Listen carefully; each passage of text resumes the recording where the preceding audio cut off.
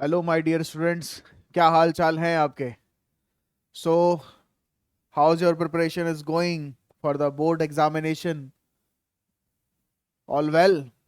चलिए जी, शुरू करते हैं आज की कहानी को, जो हमने प्रीवियस लेक्चर में आधा छोड़ा था। Chemical kinetics. हम लोग जीरो ऑर्डर रिएक्शन की बात कर रहे थे, और जीरो ऑर्डर रिएक्शन में हम लोगों ने इंटीग्रेटेड रेट इक्वेशन को डिराइव कर लिया था, और हाफ लाइफ भी हम लोग निकाल चुके थे। ठीक है। आज के लेक्चर में हम थोड़ा सा जिक्र करेंगे जीरो ऑर्डर रिएक्शन के बारे में, और कंटिन्यू करेंगे फिर फर्स्ट ऑर्डर रिएक्शन के लिए। ठीक है, तो शुरू कर सकते हैं। तो चलिए करते हैं श्री गणेश इस वीडियो लेक्चर का। तो हमने डिस्कशन किया था कि फॉर जीरो ऑर्डर रिएक्शन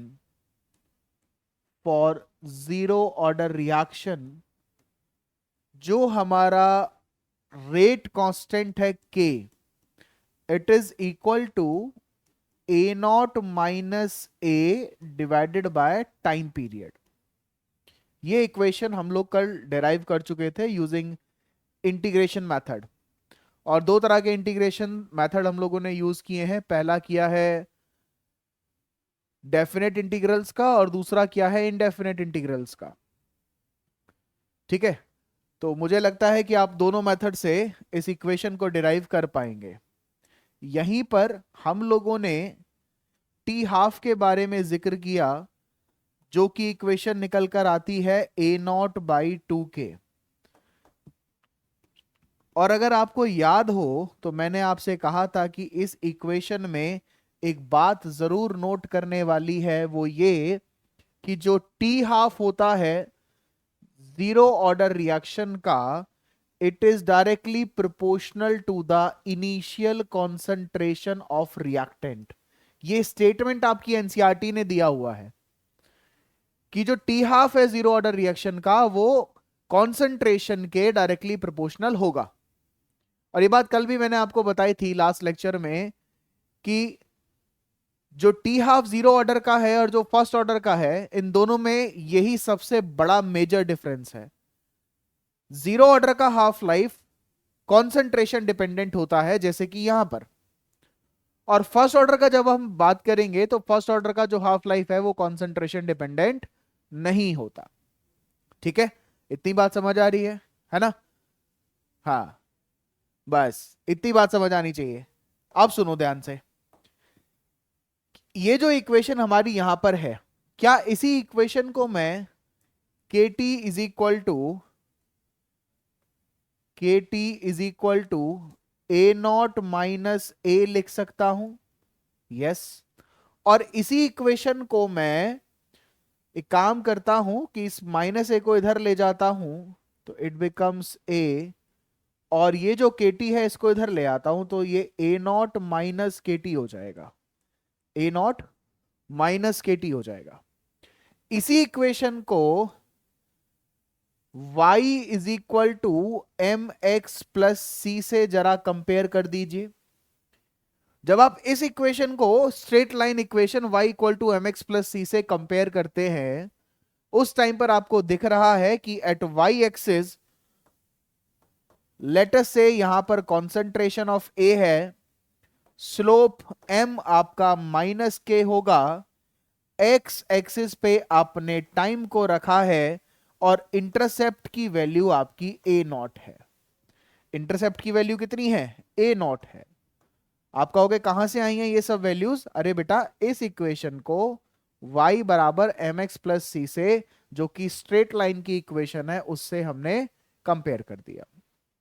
ठीक, जब आपने ये कंपेयर कर दिया तो आपको ग्राफ के लिए अपने वेरिएबल्स पता लग गए। आपको पता लगा कि एक ग्राफ बनाना है जिसमें y एक्सिस पर हमारे पास कॉन्सेंट्रेशन होगा y एक्सिस पर, और टाइम पीरियड होगा x एक्सिस पर, यहां पर। और स्लोप कैसा है ग्राफ का? नेगेटिव स्लोप है, माइनस के मान लीजिए ये स्ट्रेट लाइन इक्वेशन है जिसका स्लोप कितना है -k है। और इंटरसेप्ट वैल्यू कितनी होनी चाहिए बेटा? इंटरसेप्ट वैल्यू होनी चाहिए इनिशियल कॉन्सेंट्रेशन A0 के बराबर। तो प्यारे बच्चों, ये हमने जीरो ऑर्डर का ग्राफ ड्रॉ कर लिया। कितना आसान है देखो जीरो ऑर्डर का ग्राफ ड्रॉ करना। क्या किया है हमने? प्रीवियस स्लाइड पे जाके देख लो एक बारी। प्रीवियस स्लाइड पे जाकर अगर देखोगे तो क्या किया है हमने? हमने किया है कि जो हमारा इक्वेशन है a बराबर A0 माइनस KT, इसको y equal to mx plus c से कंपेयर कर दिया। और जब कंपेयर किया तो हमारे पास ये ग्राफ आ गया with slope of -k। MCQ questions में पूछा जा सकता है और बहुत बार पूछा भी है सीबीएसई ने। क्या सवाल पूछा है सीबीएसई ने? सीबीएसई का क्वेश्चन था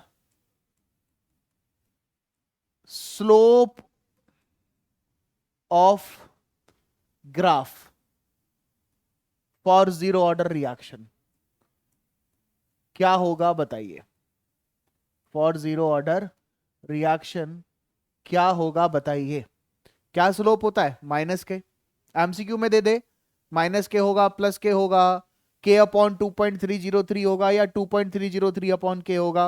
वो बिल्कुल आपको फर्स्ट ऑर्डर और जीरो ऑर्डर के ग्राफ में खेल सकते हैं। अगर आपको इक्वेशन याद है, आप इक्वेशन को कंपेयर करके ग्राफ का स्लोप पता कर सकते हो और इजीली आपका जो 1 मार्क है वो आ जाएगा। ठीक, अब एक दो एग्जांपल्स अगर हम देखें, एक एग्जांपल्स की बात करते हैं। सबसे पहले बड़ा फेमस एग्जांपल है ये जीरो ऑर्डर रिएक्शन का, लिख लीजिएगा, decomposition of ammonia, decomposition of ammonia over platinum surface. आपने अमोनिया का फॉर्मेशन आज तक पढ़ा है, N2+3H2 आयरन मोलिब्डेनम के साथ हाई प्रेशर हाई टेम्परेचर पर 2 मोल्स ऑफ NH3 प्रोड्यूस करते हैं, जिसको हम हेबर्स प्रोसेस कहते थे। हमें उस प्रोसेस का रिवर्स कराना है। एक बार अमोनिया का प्रोडक्शन हो गया, मैं तो उस अमोनिया को डिकम्पोज कराने की कोशिश कर रहा हूं। और अमोनिया जब डिकम्पोज होगा तो लिखेंगे कि 2 moles of NH3 platinum surface पर जब आप डिकम्पोज कराते हैं एट हाई प्रेशर, तो N2+3 मोल्स ऑफ H2 में कन्वर्ट हो जाता है कौन? Ammonia molecule. तो 2 मोल्स ऑफ अमोनिया आपको डिकम्पोजिशन के बाद नाइट्रोजन और हाइड्रोजन दे देंगे ओवर प्लैटिनम सरफेस। ये जो एग्जाम्पल है, ये एग्जाम्पल है आपके जीरो ऑर्डर रिएक्शन का। आज तक कभी भी सीबीएसई ने इस तरह का क्वेश्चन नहीं पूछा कि why this decomposition is example of zero order reaction. पूछा है कि एग्जाम्पल बता दीजिए, क्योंकि बुक में डायरेक्टली लिखा है, बट फिर भी मैं आपको बता देता हूं कि हाई प्रेशर पर नॉर्मली क्या होता है कि जो प्लैटिनम सरफेस है, उस हाई प्रेशर पर प्लैटिनम सरफेस पूरी अमोनिया मॉलिक्यूल से सैचुरेट हो जाती है। और प्रेशर अगर जितना हाई होगा तुम्हारा, वो प्रेशर हाई होने की वजह से क्या होता है कि अगर एक अमोनिया मॉलिक्यूल वहां अपनी पोजीशन से एस्केप कर जाए तो दूसरा अमोनिया मॉलिक्यूल उस पोजीशन पर वापस आके ट्रैप हो जाता है। And this process is very fast. तो at high pressure exactly there is no change in the concentration, यानी कि जो रेट ऑफ रिएक्शन है वो कॉन्सेंट्रेशन पे इंडिपेंडेंट हो गया। ऐसा कह पा रहे हैं हम? इनिशियल कॉन्सेंट्रेशन पर इंडिपेंडेंट हो गया? नहीं। अच्छा, तुम मुझे बताओ क्या तरीका ठीक हो सकता है? भाई जो रेट है वो कॉन्सेंट्रेशन पे डिपेंडेंट कहां रहा? क्योंकि मॉलिक्यूल्स पहले ऑलरेडी सैचुरेट कर चुके हैं पूरी प्लैटिनम सरफेस को। तो जब प्लैटिनम सरफेस एक बार सैचुरेट हो गई पूरी की पूरी हाई प्रेशर पर, तो अब तुम अगर वहां से एक मॉलिक्यूल अमोनिया का निकल के चला जाए और दूसरा मॉलिक्यूल उसी पोजीशन पर आकर दोबारा ट्रैप हो जाए, तो क्या रेट ऑफ रिएक्शन पे कोई फर्क पड़ रहा है? नहीं पड़ रहा है। तो मैं कह सकता हूं कि my rate is independent on the concentration. और ऐसे रिएक्शंस जहां पे मेरा रेट कॉन्सेंट्रेशन के इंडिपेंडेंट हो जाए, लिखते थे ना R = K A⁴, अब भाई जिसकी पावर 0 उसकी वैल्यू 1, तो तुमने कहा कि रेट ऑफ रिएक्शन इंडिपेंडेंट है कॉन्सेंट्रेशन के, है ना? इंडिपेंडेंट हो गया कि नहीं हो गया रेट ऑफ रिएक्शन?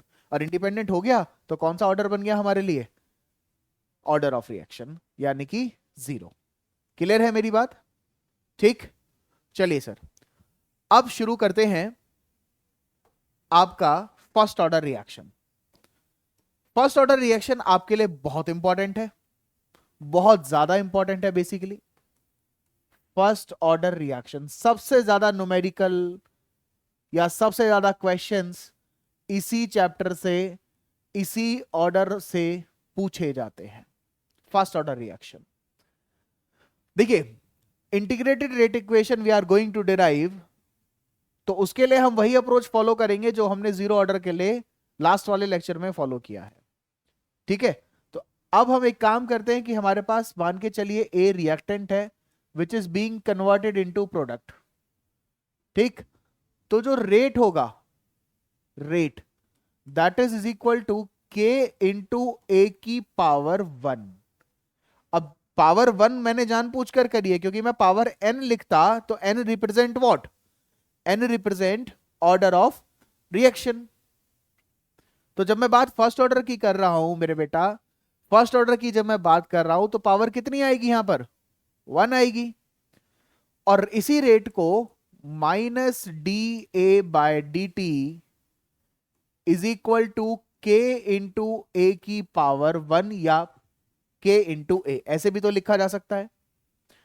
तो एक काम करिए, dt को इधर भेज दीजिए और a को इधर ले आइए। ऐसा करने पर आपको मिलेगा कि minus d a by a is equal to k d t. और इसी इक्वेशन को आप लिख सकते हैं कि 1 by a d a is equal to minus का के डी टी। इतनी बात आपने यहां तक पढ़ ली। अब समझिए जरा इसी चीज को कि जब आपने ये इक्वेशन फॉर्म करी, ए वाले वेरिएबल्स एक तरफ आ गए, टी का टर्म एक तरफ आ गया। Now integrate this equation. क्या कर रहे हैं अब हम यहां पर? Integrate this equation. ठीक है, इस इक्वेशन को इंटीग्रेट अगर करते हैं तो integration of 1 by a d a is equal to किसके बराबर है? Minus k integration of D T. ठीक है, अब मुझे बताओ कौन सा इंटीग्रेशन करना पसंद करोगे, डेफिनेट की इनडेफिनेट, या दोनों करा दूं कल की तरह? चलो दोनों करा लेते हैं। इनडेफिनेट इंटीग्रेशन से काम शुरू करते हैं इसका। For indefinite integration, for indefinite integration 1 by x dx का जो इंटीग्रेशन होता है वो होता है ln of x is equal to minus k t, d t का इंटीग्रेशन t आ जाएगा और प्लस का i।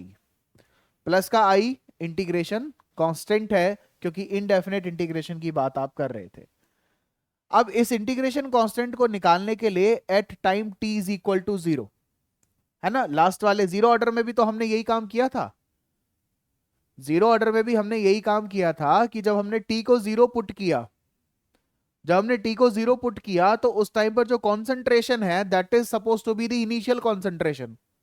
ठीक है, और वही चीज हम यहां करेंगे कि at time t is equal to 0 ln x, sorry ln x क्यों लिख रहे हैं हम लोग? ln a लिखेंगे ना, ln a, यहां भी आप ln a ही लिखेंगे, ln of a।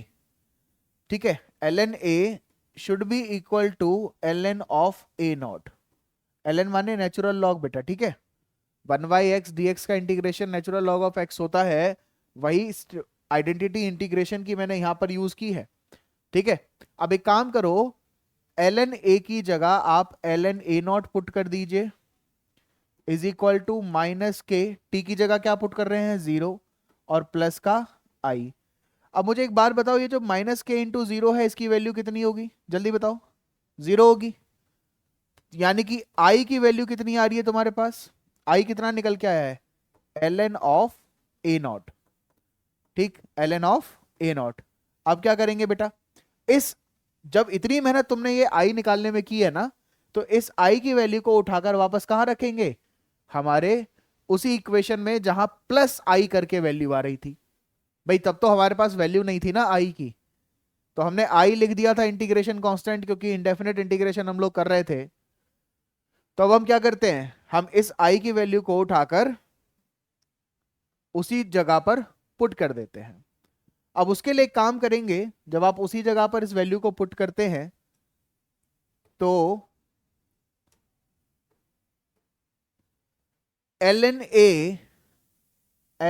a is equal to minus k t plus ln of a naught, minus k t plus ln of a naught. एक ये इक्वेशन बेटा आपके सामने निकल कर आ गई।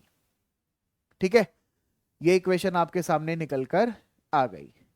अब सुनेंगे जरा ध्यान से, ये इक्वेशन याद है आपको, ये वाली जहां पे हमने इंटीग्रेशन करना शुरू किया था, क्योंकि हम इंडेफिनेट इंटीग्रेशन कर रहे हैं और मैंने आपको क्या बताया कि हम दोनों मेथड से करने की कोशिश करेंगे। तो चलिए इसी इक्वेशन को फिर से लिखते हैं, और यू कैन राइट ऑल्टरनेटिवली।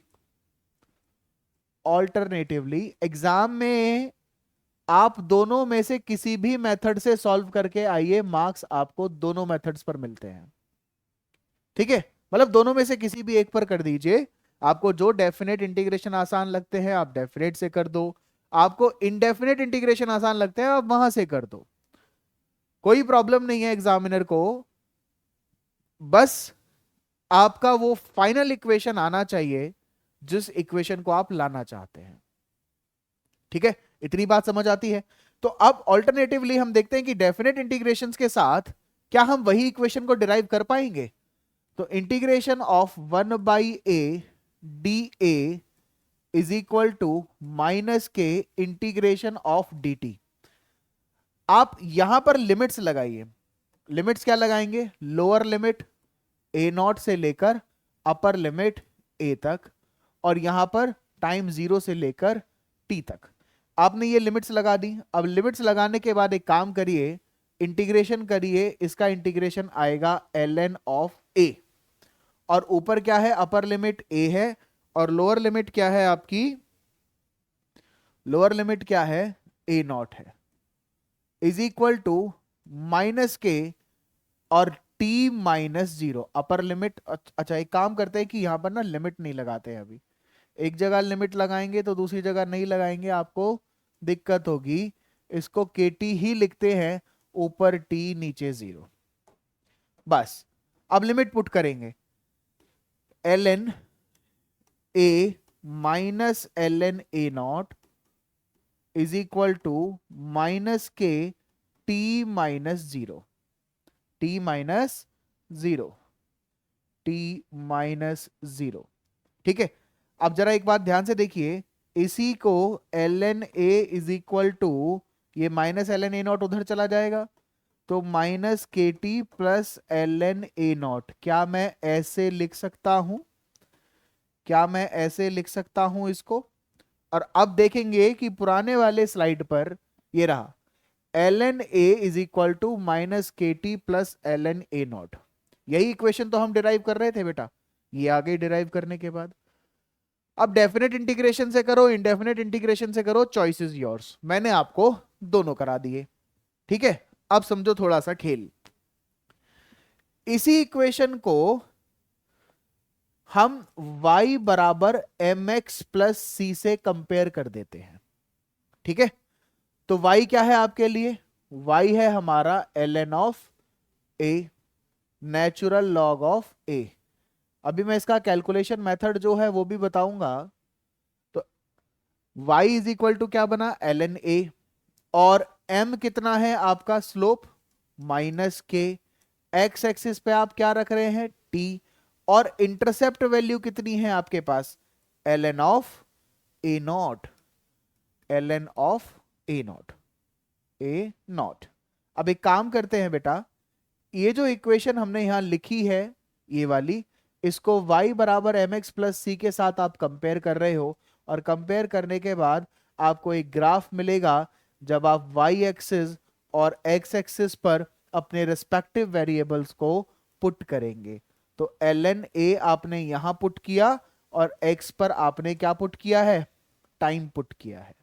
ठीक है, स्लोप कैसा है देखकर बताओ, माइनस है कि प्लस? तो ग्राफ ऊपर से नीचे जाएगा कि नीचे से ऊपर जाएगा? नेगेटिव स्लोप का मतलब है ग्राफ ऊपर से नीचे जाएगा। तो आपका जो ग्राफ है वो इस टाइम पर कुछ ऐसा आपको दिखाई देगा जहां पर इसका स्लोप माइनस के बराबर है, लेकिन जो ये इंटरसेप्ट वैल्यू है वाई एक्सिस पर ये है ln a नॉट। ध्यान देना बेटा, कंफ्यूजन नहीं होना चाहिए। ये फर्स्ट ऑर्डर का ग्राफ है जब ln a versus t plot करते हो। मैं यहां लिख देता हूं, अदरवाइज तुम कंफ्यूज हो जाओगे। ln a वर्सेस टी आप प्लॉट कर रहे हैं, ln a वर्सेस टी आप प्लॉट कर रहे हैं। और जो पीछे जीरो ऑर्डर का ग्राफ किया था, यहां पर ये क्या था, ये कॉन्सेंट्रेशन वर्सेस टाइम था। क्या था, कॉन्सेंट्रेशन वर्सेस टाइम। तो कॉन्सेंट्रेशन वर्सेस टाइम ग्राफ हमने पढ़ा है जीरो ऑर्डर में, और यहां पर हम क्या पढ़ रहे हैं, ln a versus time, natural log of the concentration versus time graph. ठीक है, लेकिन कहानी यहीं खत्म नहीं होती आपकी। ये जो इक्वेशन है ना, अभी इस इक्वेशन का एक ग्राफ और बनता है। फर्स्ट ऑर्डर में आपको दो ग्राफ पढ़ने हैं बेटा टोटल मिलाकर। ठीक है, एक ग्राफ तो ये है, एक ग्राफ में अभी आपके सामने ड्रॉ करने जा रहा हूं। ठीक, इसी इक्वेशन को ध्यान रखो कि ln a बराबर minus k t plus ln a not. दोबारा से लिख लेते हैं कि ln ऑफ a बराबर minus k t plus ln a not plus ln a not.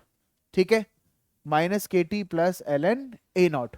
अब थोड़ा सा एक काम करते हैं, इस कॉन्सेंट्रेशन टर्म को इधर ले आते हैं, तो बनेगा ln a minus ln a naught is equal to minus k t. ठीक है, अब एक काम करते हैं, माइनस को जरा इधर इंट्रोड्यूस करेंगे तो बनेगा ln a naught minus ln a is equal to k t. ऐसे लिख सकते हैं बेटा। लॉग की एक आइडेंटिटी होती है कि ln x minus ln y should be written as ln x upon y। ठीक, तो हम क्या करते हैं यहां पर ln x अपॉन y की फॉर्म में इसको लिख लेते हैं। तो क्या बनेगा, बनेगा ln a not upon a। ठीक है, ये लॉग की आइडेंटिटी हमने यूज की है कि ln x minus ln y जो होता है वो ln x अपॉन y की फॉर्म में लिखा जा सकता है। ठीक है, बेसिक मैथमेटिक्स है ये। तो ln a naught by a हो गया आपका, इज इक्वल टू क्या बचा हमारे पास, kt बचा बेटा।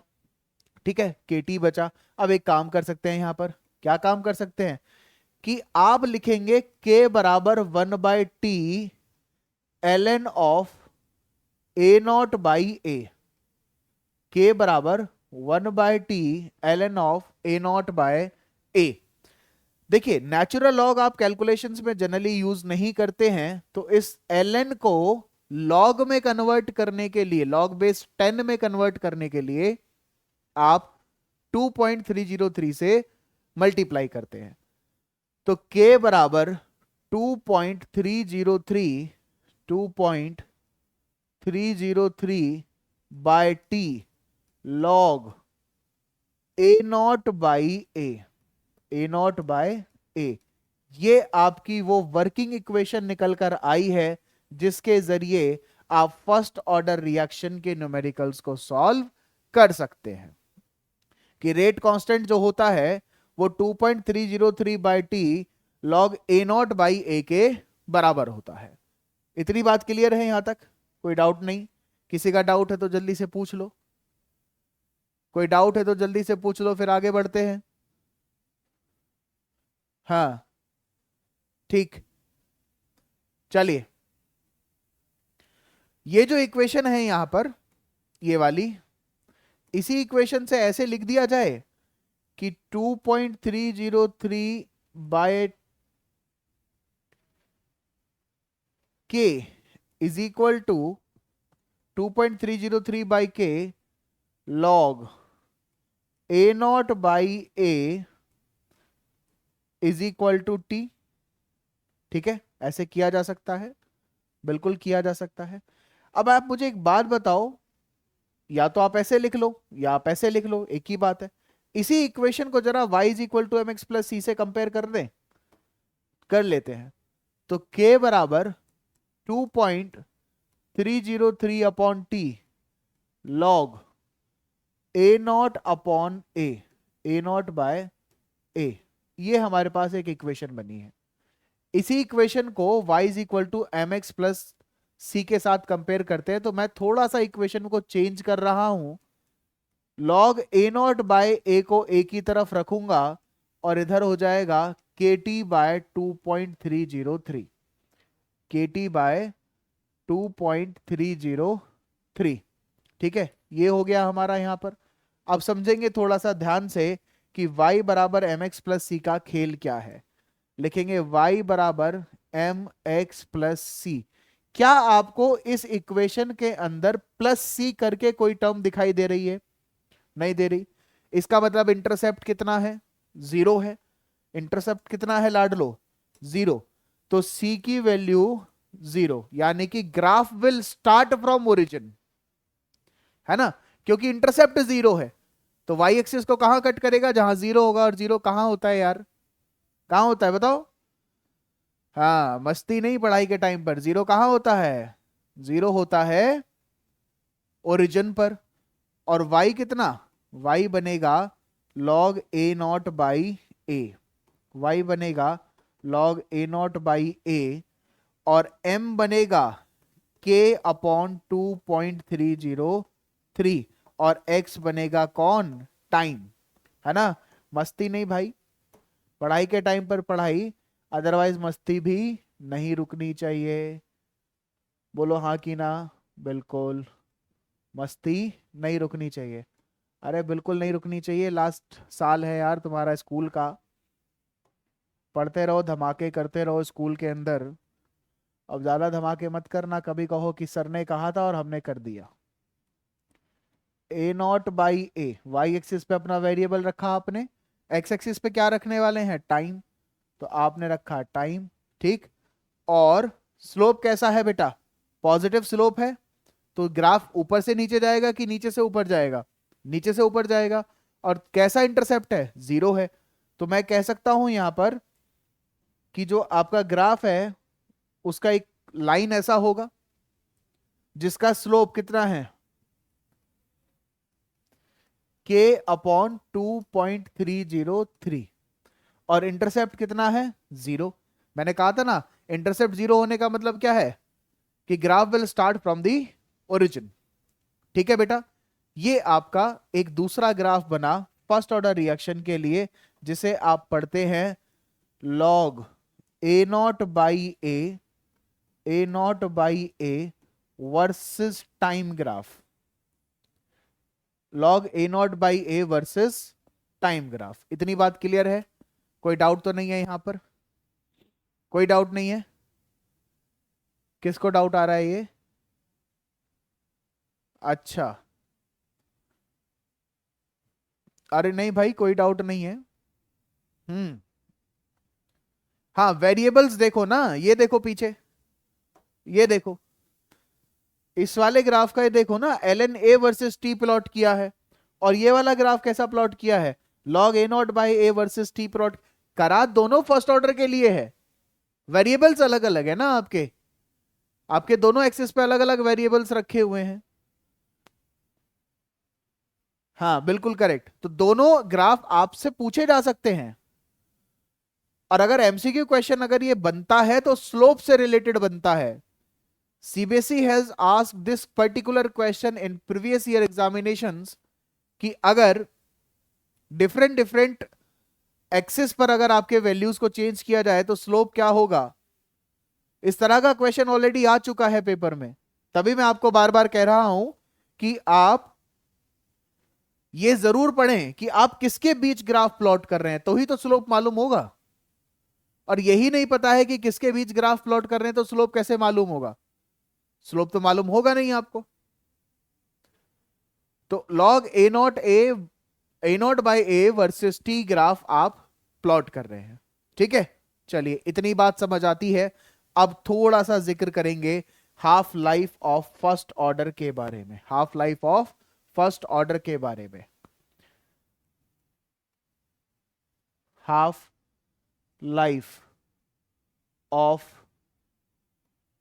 First order reaction, first order reaction, half life of first order reaction.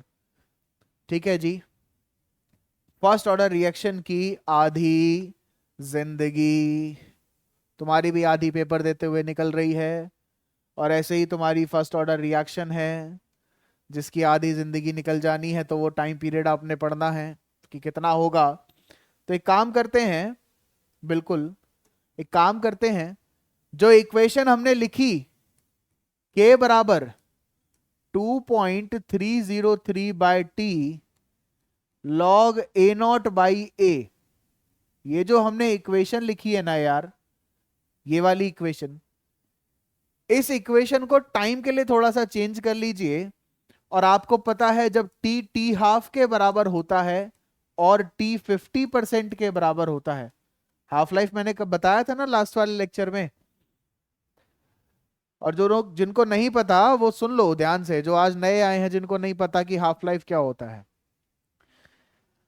देखो यार, हाफ लाइफ का मतलब होता है the time period in which the total amount of the reactant is reduce to half. Initial concentration आपकी कितने time में आधी रह जाएगी।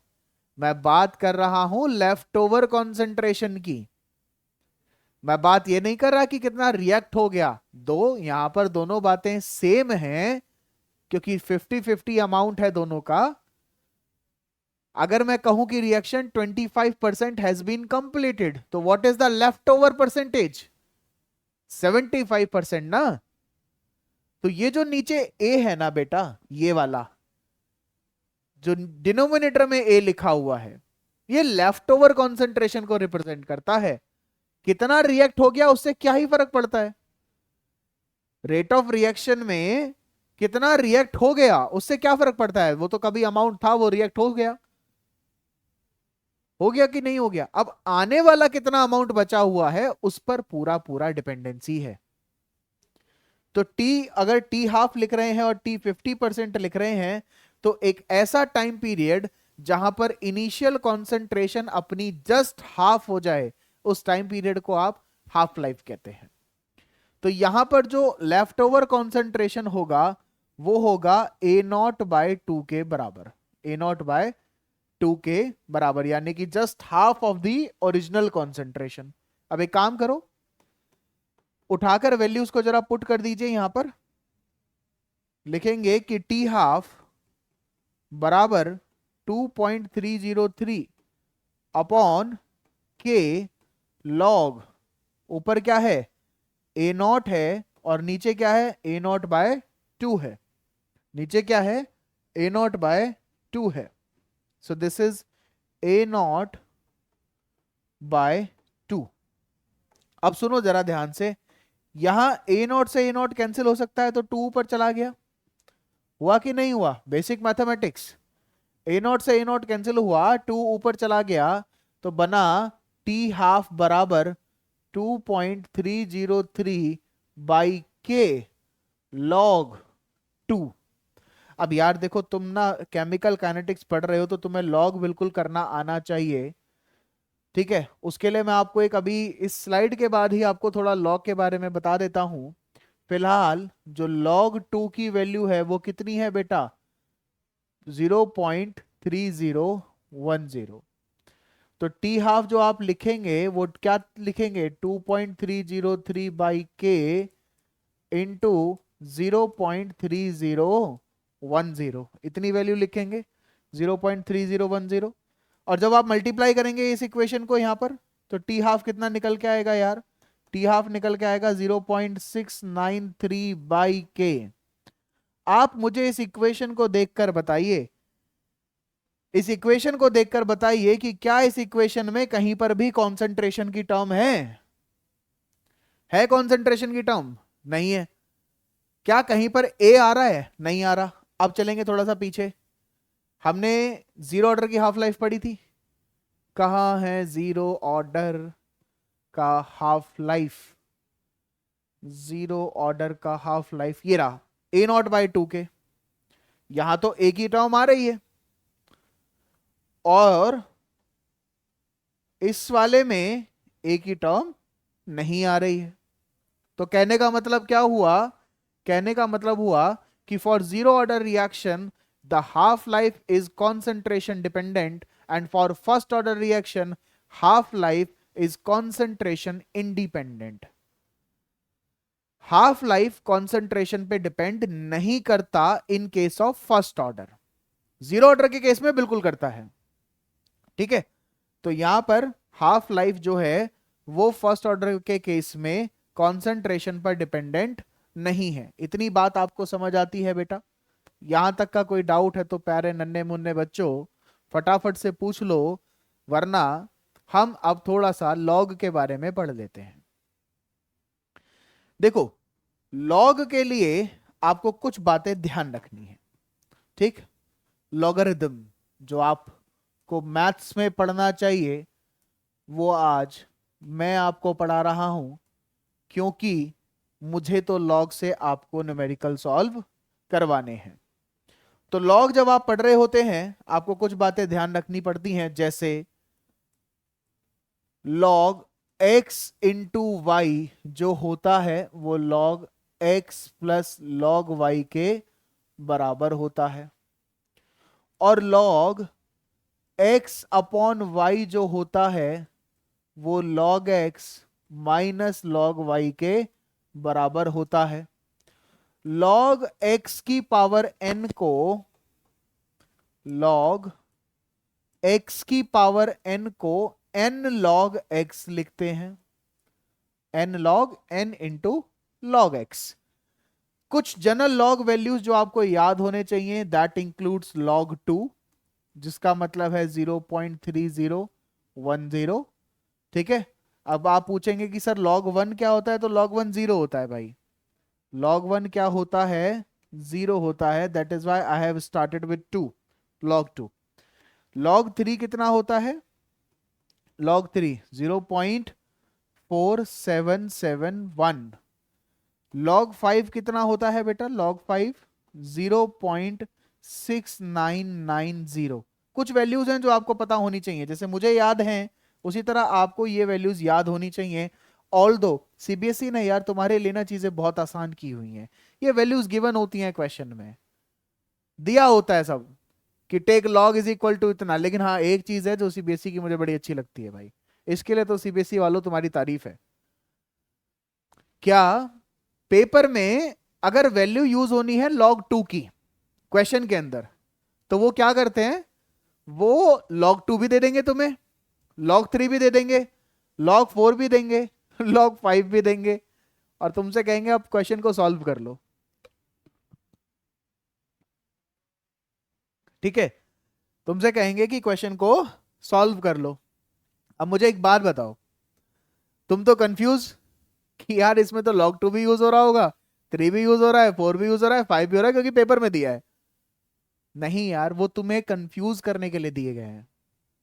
वो तो तुम्हें देखना है कि तुम्हें कौन सा लॉग यूज करना है, तुम्हारा सिस्टम कहाँ जा रहा है, तुम सिस्टम सॉल्व कर पा रहे हो या नहीं कर पा रहे हो। ठीक है, अब यहां पर एक चीज आपको दिख रही होगी कि मैंने log 4 की वैल्यू नहीं लिखी है, 1 2 3 5। यार एक बात मुझे बताओ, क्या मैं log 4 को log 2 की पावर 2 नहीं लिख सकता? बिल्कुल लिख सकता हूं, और अभी पढ़ाया मैंने ऊपर यहां पर log x की पावर n बराबर n log x। तो ये बन गया 2 log 2, 2 log 2, और 2 इंटू 0.3010, तो 0.6020 आपके log 4 की वैल्यू यहां सॉल्व हो गई। ऐसे भी तो कर सकते थे। तो log 4 जो है वो log 2 की पावर 2 लिखा जा सकता है, और log 2 की पावर 2 अगर लिख सकते हो तो 2 log 2 बना, और 2 log 2 बना तो log 2 की वैल्यू रख दी, 2 से मल्टीप्लाई कर दिया, 0.6020। हो गई ना कैलकुलेशन आसान? यही तरीका है, वरना तो करते रहोगे मोए मोए। आई बात समझ? हाँ पेपर में, वरना पेपर तुम्हारा मोए मोए कर देगा। अच्छा यहां पर log 10 कितना होता है? log 10, अरे मेरे जावाजो, जल्दी जल्दी वाला बताओ, log 10 कितना होता है? 1 होता है। एंड log 100 कितना हो जाएगा? log 100, log 10 की पावर 2, मतलब कि 2 log 10, और log 10 कितना? 1। तो वैल्यू कितनी बनी? 2। तो log 100 कितना होता है? 2। इस तरह इजीली सॉल्व कर सकते हो लॉग की वैल्यूज को? बिल्कुल कर सकते हो कि नहीं कर सकते हो? हाँ, ये हुई ना बात। अब कोई भी लॉग आ जाए हम तो कर देंगे। करेंगे कि नहीं करेंगे? बिल्कुल कर देंगे भाई। सीबीएसई का जो सिस्टम है वो सिस्टम हिला देंगे। चलिए sir, this finishes your first order reaction. Half life हमारा हो गया, हमने ग्राफ की स्टडी कर ली, हमने इंटीग्रेटेड रेट इक्वेशन को डिराइव कर लिया। अब इस चैप्टर का एक मैं ऐसा टॉपिक आपको बताने जा रहा हूं जो टॉपिक इंपॉर्टेंट है थ्योरी के लिए भी और प्रैक्टिकल न्यूमेरिकल पर्पस के लिए भी। ठीक, अरेनियस इक्वेशन। Arrhenius equation. वैसे एक काम करते हैं, क्यों ना अरेनियस इक्वेशन से पहले हम स्यूडो फर्स्ट ऑर्डर रिएक्शन के बारे में थोड़ा सा जान लें। पता नहीं क्यों मुझे अंदर से लग रहा है कि ये पेपर में आ रहा है इस बार। मेरे हाथ लिखते लिखते रुक गए हैं, कुछ तो गड़बड़ है दया। तो स्यूडो फर्स्ट ऑर्डर रिएक्शन को पढ़ लेते हैं, क्या पता आ जाए। देखो बेटा, स्यूडो का मतलब होता है फॉल्स। स्यूडो का मतलब क्या होता है? फॉल्स। इसका मतलब होता है फॉल्स, यानी कि ये जो कुछ भी है ये फॉल्स ऑर्डर है। ऐसा कुछ होता नहीं है, बट ऐसा दिखता है कि ऐसा होगा, तो फॉल्स ऑर्डर हुआ ये हमारे लिए। कैसा ऑर्डर हुआ? फॉल्स ऑर्डर हुआ। ठीक, दिखता है कि फर्स्ट ऑर्डर होगा, बट फर्स्ट ऑर्डर होता नहीं है। या ऐसे कह लो कि दिखता है कि 50-60 ऑर्डर का रिएक्शन होगा, बट होता नहीं है, वो होता फर्स्ट ऑर्डर ही है, तो फॉल्स ऑर्डर है। आप कुछ भी कंफर्म नहीं कर पा रहे हैं, उसके लिए एक काम एग्जांपल देख लेते हैं। आपको ईस्टर पता है बेटा? ईस्टर क्या होता है? हाँ, हाइड्रोलिसिस ऑफ ईस्टर की बात करेंगे। हाइड्रोलिसिस ऑफ ईस्टर की बात करेंगे।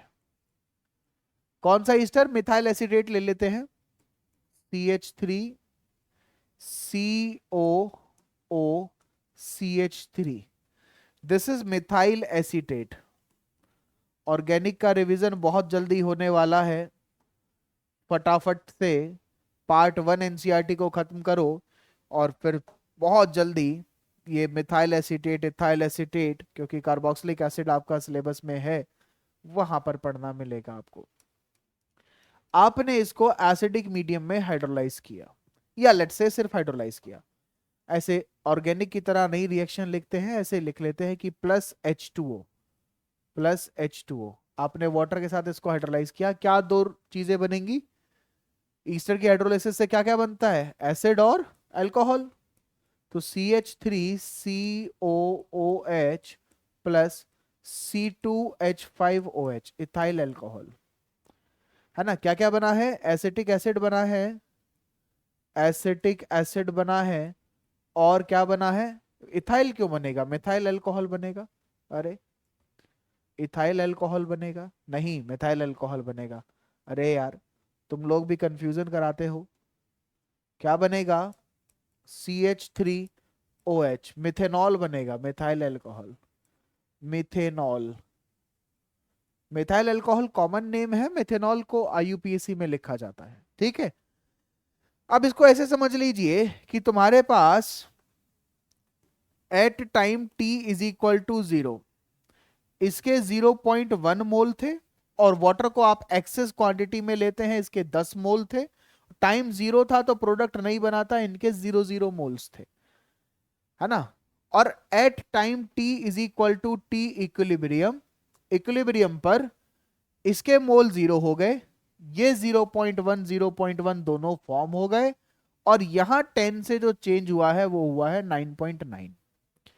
आप मुझे एक बात बताइए बेटा, इसके लिए अगर आप बहुत ध्यान से देखोगे 0.1 का 0 हो जाना इज अ सिग्निफिकेंट चेंज, 0 से 0.1 हो जाना इज अ सिग्निफिकेंट चेंज, 10 से 9.9 आना is not a significant change. इसका मतलब इस वाटर की कॉन्सेंट्रेशन के साथ कोई ना कोई लोचा है, और वो लोचा क्या है कि आपको लग रहा था कि आपका जो रेट एक्सप्रेशन है वो लिखा जाएगा concentration of Easter multiply by concentration of water, लेकिन हुआ क्या, रिएक्शन के अंदर हुआ यूं कि रिएक्शन के अंदर वाटर पर रेट की डिपेंडेंसी नहीं है। तो जो रिएक्शन आपको 1 1 या सेकेंड ऑर्डर का दिख रहा है, जो रिएक्शन आपको सेकेंड ऑर्डर का दिख रहा है वो एक्चुअली में rate is equal to k into concentration of Easter only, वो खाली हमारा क्या है, फर्स्ट ऑर्डर का रिएक्शन है। अब कॉन्सेंट्रेशन पे डिपेंडेंट नहीं है, तो आपको मैं एक चीज बताता हूं, एक्चुअली यहां से ना वाटर की जो कॉन्सेंट्रेशन है उसको रिमूव नहीं किया गया है। इसको ऐसे समझ लीजिए कि आपने लिखा रेट बराबर के मल्टीप्लाई बाय ईस्टर की कॉन्सेंट्रेशन मल्टीप्लाई बाय वाटर की कॉन्सेंट्रेशन। बेटा वाटर की जो कॉन्सेंट्रेशन है वो तो फिक्स है 55.5 moles per litre, 55.5 moles per litre, इतनी कॉन्सेंट्रेशन फिक्स है। तो हम एक काम करते हैं, ये भी कांस्टेंट है और ये भी हमने कांस्टेंट कर दिया, इन दोनों को आपस में मल्टीप्लाई करके एक नया कांस्टेंट ना ले आए, तो रेट बराबर हो जाता है के dash multiply by Easter concentration. ये जो के डैश बना है ना आपका, दिस के dash is called pseudo rate constant, pseudo rate constant. क्या पढ़ते हैं इसे, स्यूडो रेट कांस्टेंट बेटा, ठीक है। हेंस दिस इज प्रूव्ड कि आपके रेट एक्सप्रेशन में जो रेट है वो एक की कॉन्सेंट्रेशन पे डिपेंडेंट है, दोनों की कॉन्सेंट्रेशन पे डिपेंडेंट नहीं है, और एक पे डिपेंडेंट है, so that is why the order of reaction is suppose to be 1, order of reaction is suppose to be 1। तो जो रिएक्शन तुम्हें दिख सेकंड ऑर्डर की रही थी, प्रीवियस वाले स्लाइड पे देखो, जो रिएक्शन तुम्हें दिख सेकंड ऑर्डर की रही थी कि भाई मिथाइल एसीटेट भी है वाटर भी है, वो एक्चुअली में रेट सिर्फ एक ही कॉन्सेंट्रेशन पे डिपेंडेंट है। तो इसका मतलब यह हुआ कि रेट सिर्फ एक पे डिपेंडेंट है, दिख सेकंड ऑर्डर रहा था, निकला फर्स्ट ऑर्डर, हो गया ना फॉल्स ऑर्डर, इसीलिए कहते हो कि स्यूडो फर्स्ट ऑर्डर रिएक्शन है, ठीक है। चलिए इससे बाहर इसमें नहीं पूछा जाएगा। Now let us start with Arrhenius equation. अब शुरू करते हैं अरेनियस इक्वेशन की कहानी। अरेनियस इक्वेशन,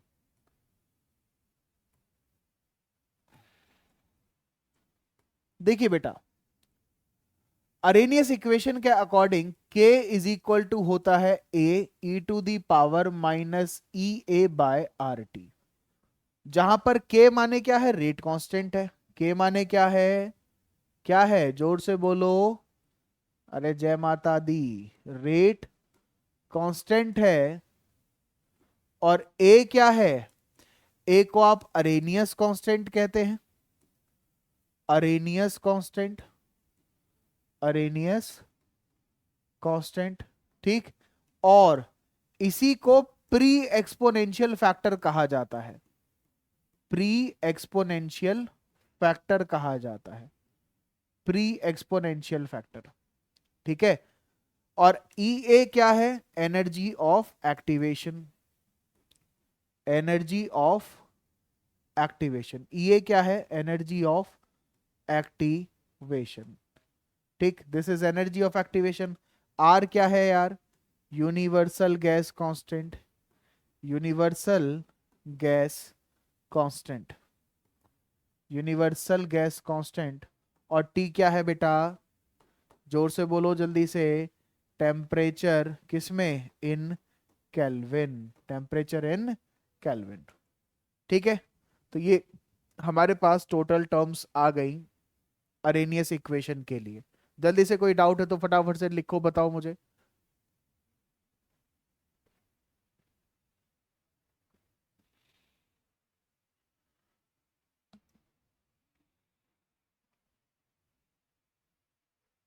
कोई डाउट नहीं है? चलो फिर इस इक्वेशन का ट्रीटमेंट कर दें। कर देते हैं। कैसे करते हैं वो देखिए। इसी इक्वेशन में, ये जो इक्वेशन वहां दी है, take natural log both sides, take ln both sides, दोनों तरफ नेचुरल लॉग ले लीजिए। तो आपका बनेगा ln ऑफ k बराबर ln of a minus e a by r t into ln of e। और नेचुरल लॉग ऑफ e 1 के बराबर होता है, that is why I am removing this part from here. तो ln a minus e a by r t क्यों remove किया है? क्योंकि उसकी वैल्यू किसके बराबर होती है? 1 के बराबर होती है। आप डिफरेंट डिफरेंट टेम्परेचर्स पर इक्वेशन को लिख सकते हैं।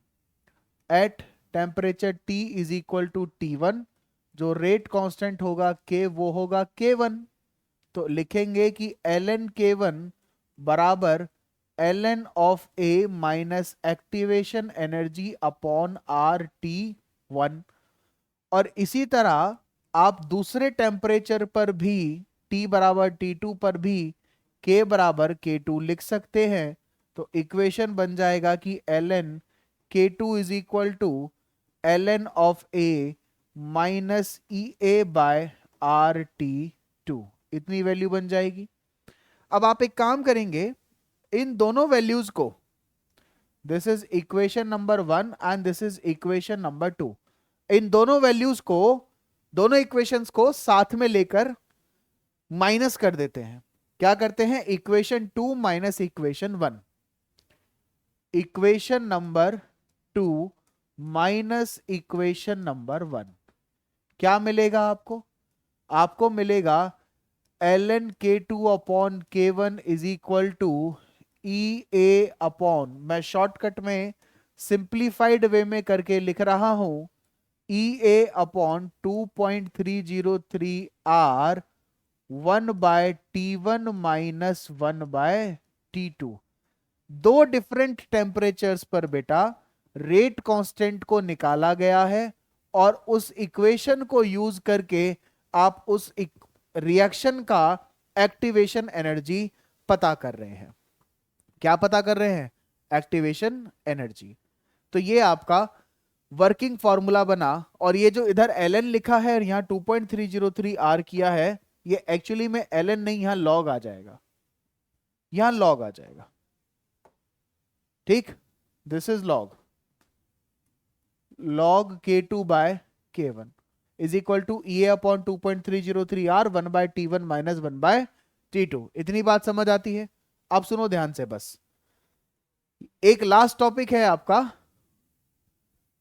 Perfect and imperfect collision. ठीक, परफेक्ट कोलिजन,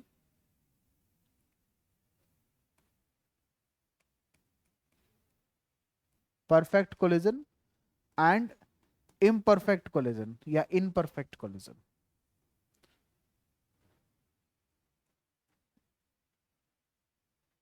इम्परफेक्ट कोलिजन बहुत सिंपल सी बात है, इसको ऐसे समझ लीजिए कि आपके पास एक कंटेनर रखा है, और इस कंटेनर में ये मान के चलिए ऊपर पिस्टन लगा दिया मैंने, और अंदर डिफरेंट डिफरेंट गैसेस को फिल कर दिया। कौन कौन सी गैसेस हैं अभी बात करते हैं। पहली गैस है हाइड्रोजन, दूसरी गैस है ऑक्सीजन। अब सुनो जरा ध्यान से, जब दोनों गैसेस हैं तो पॉसिबल है दोनों के बीच में इंटरेक्शन पॉसिबल होगा। तो क्या हाइड्रोजन हाइड्रोजन के साथ इंटरेक्ट करेगा? बिल्कुल करेगा। क्या इसके इंटरेक्शन से वाटर प्रोड्यूस होता है? नहीं। सो this is not the effective collision, है ना, this is not effective collision. Oxygen oxygen से इंटरेक्ट करेगा? बिल्कुल करेगा। क्या इसके इफेक्टिव ये कोलिजन से वाटर प्रोड्यूस होता है? नहीं होता। सो this is not the effective collision. हाँ, अगर हाइड्रोजन ऑक्सीजन के साथ कॉम्बिनेशन करके कोलिजन करके वाटर को प्रोड्यूस करे, so this type of collision is known as effective collision. तो दो तरह के कोलिजन बेटा हम लोग यहां पर पढ़ते हैं कोलिजन थ्योरी के अंदर। पूरा कोलिजन थ्योरी तो हम डिस्कस नहीं कर रहे हैं यहां पर, लेकिन दो तरह के कोलिजन हम लोग यहां पर पढ़ते हैं। पहला कोलिजन होता है परफेक्ट या फिर इफेक्टिव कोलिजन, और दूसरा होता है इम्परफेक्ट या फिर non effective collision. Effective collision वो है जो आपके प्रोडक्ट को फॉर्म करे, प्रॉपर ओरिएंटेशन में मॉलिक्यूल्स होंगे तो कोलाइड करके आपके मॉलिक्यूल्स जो प्रोडक्ट के हैं उनको फॉर्म करेंगे। और इम्परफेक्ट यानी कि नॉन इफेक्टिव कोलिजन वो कोलिजन्स होते हैं जिनसे जो आपका डिजायर्ड प्रोडक्ट है वो फॉर्म नहीं होता। ठीक है, बस इस चैप्टर में इतना ही, और इससे रिलेटेड जितने न्यूमेरिकल्स हैं वो बहुत जल्द हम लोग एक अलग वीडियो लेक्चर में कंप्लीट करने वाले हैं। सो आई होप आपको दोनों पार्ट बहुत अच्छे से समझ आए इस सीरीज के केमिकल काइनेटिक्स के, और समझते समझते आपने केमिकल काइनेटिक्स को रिवाइज कर लिया। ठीक है, तब तक के लिए अपना बहुत ज़्यादा ध्यान रखिए। बहुत जल्दी हम लोग इक्वेशंस और न्यूमेरिकल्स के साथ डील करेंगे केमिकल काइनेटिक्स में। So take care of yours, preparation को बहुत अच्छे मोमेंटम पर रखिए, exams are approaching. Thank you so much, bye bye.